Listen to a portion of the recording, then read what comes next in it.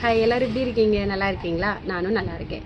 So இன்றைக்கி இப்போ இந்த ஓன் வாய்ஸ் எதுக்கு பார்த்தீங்கன்னா, எனக்கு ஒவ்வொரு வாட்டியும் ஒவ்வொரு ரெப்பு காம்ப்ளிமெண்ட்டு தரும்போச்சுல அதை வீடியோ எடுத்து போடுவேன். ஏன்னா அப்படி அந்த காம்ப்ளிமெண்ட் வந்துட்டு நம்ம என்னதான் விலை கொடுத்து ஒரு சாதனம் வாங்கினாலும் நமக்கு ஒரு கிரெடிட் இது, நீ நல்லா வேலை பார்க்குற, உனக்கு வந்துட்டு நாங்கள் வந்துட்டு ஒரு பரிசு தரோம் அப்படின்ற மாதிரி தான் நான் இந்த காம்ப்ளிமெண்ட்டை எடுத்துப்பேன்.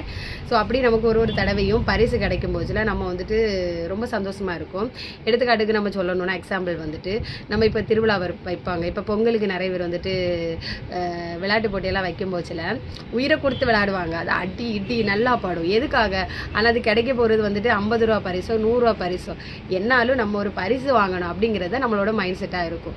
அது எவ்வளோ அதனோட வேல்யூவே நமக்கு தெரியாது. நம்மளை பொறுத்த வரைக்கும் நமக்கான ஒரு பரிசு அது பரிசுங்கிறது எல்லாருக்குமே ஆசைப்பட்ட ஒரு விஷயம் தான். அதில் இன்றைக்கி எனக்கு கிடைச்ச காம்ப்ளிமெண்ட் பார்த்திங்கன்னா ஒரு கம்பெனியோட காம்ப்ளிமெண்ட் தான். காலையில் வந்தோடனே கடை ஓப்பன் பண்ணோடனே இந்த காம்ப்ளிமெண்ட் கிடச்சிச்சு.